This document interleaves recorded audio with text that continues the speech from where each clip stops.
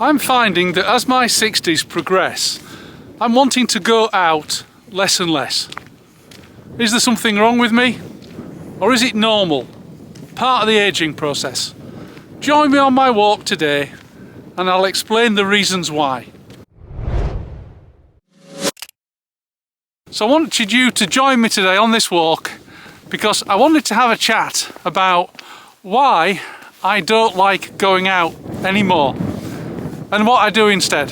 When I talk about going out, what I'm on about here is going out to restaurants, to the theatre, to cinema, to cafes, to sporting events, pop concerts. I guess about 10 years ago I started getting less and less interested in doing those things and wanting to spend more and more time at home or more and more time out, like now at Castle Howard in the countryside where there's no people. In my 30s and 40s I used to enjoy going out. Going out to a nice restaurant or a cafe was fun. I used to follow Leeds United religiously. I had season tickets at Elland Road.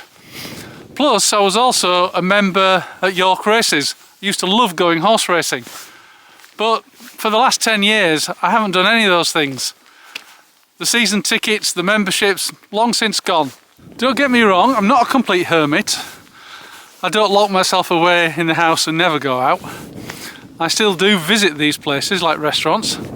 My wife and I go out maybe once a month for a meal. It's just there was a time when we'd be going out 2 or 3 times a week. And I do occasionally go to events. Last year, Chic, Nile Rodgers came to York, to the Museum Gardens, and my wife and I went to that. It's just that it's become less and less. And I find myself enjoying more and more the simpler things in life. I like to stay at home and cook a meal for family and friends. I like to get out into the countryside. I like to go to the coast. As you age, your priorities start to change. And I just wanted to get into the reasons why in this video. So I think the first thing that springs to mind is novelty factor. When you do something over and over and over again, yeah, it's enjoyable, but eventually it can become a bit the same, a bit boring.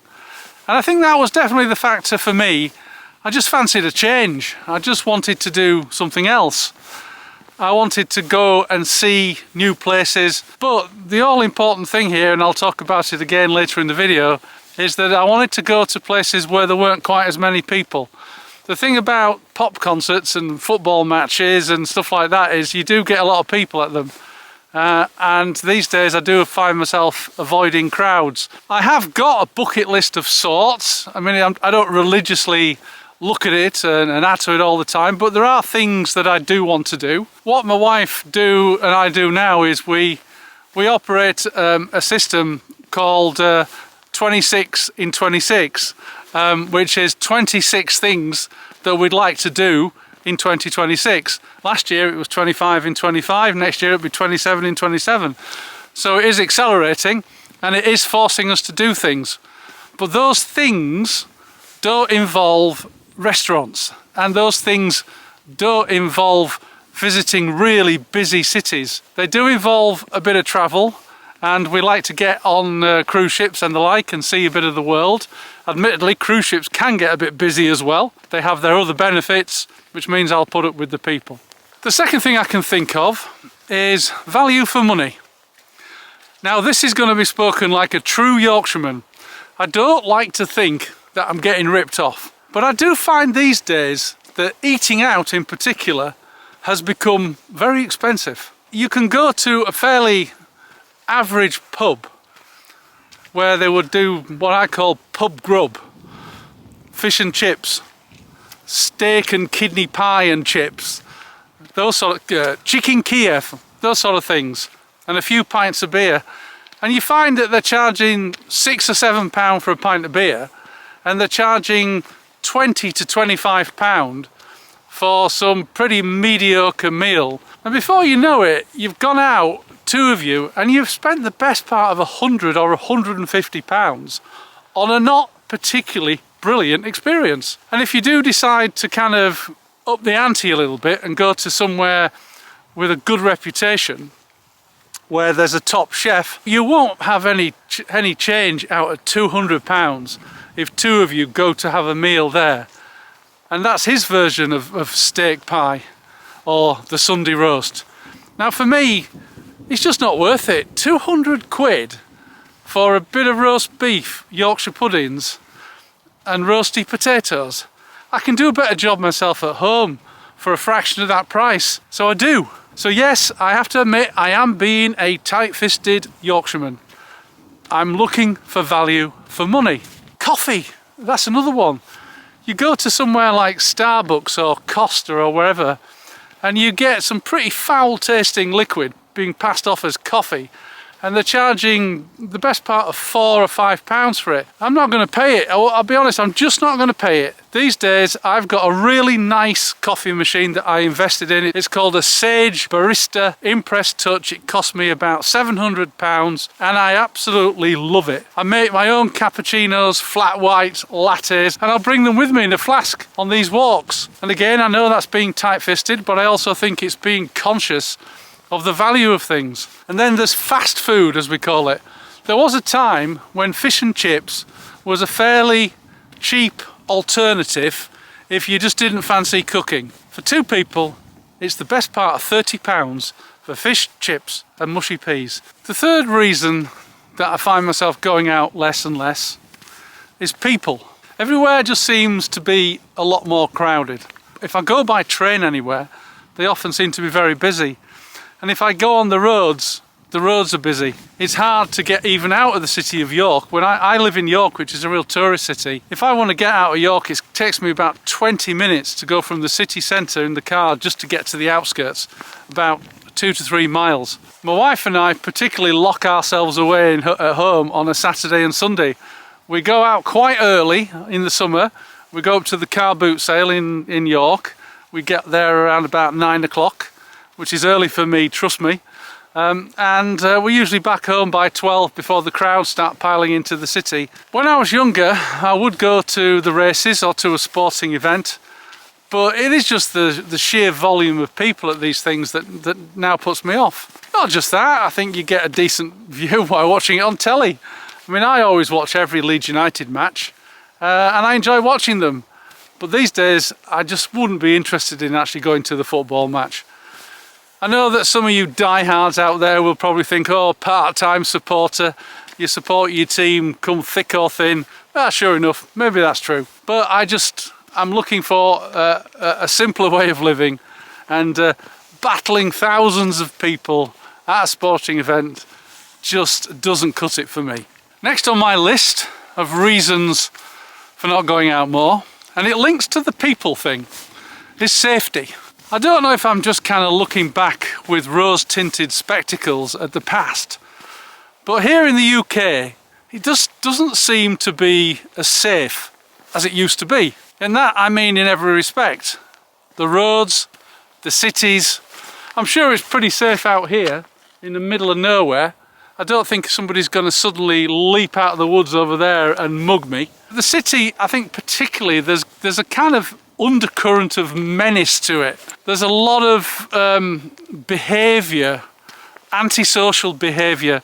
I'm not going to single any particular set of people out for this because it's a pretty broad spectrum, including people my age. In the cities particularly, there seems to be a lot less police. You can never get a policeman. If you want a policeman near where we live, just go into the local co-op. They seem to have a hotline. I mean, they're in there all the time, people shoplifting. I mean, there's a little population of drug addicts and alcoholics just in that area that are going in all the time and raiding the co-op. So they've got a hotline to the police.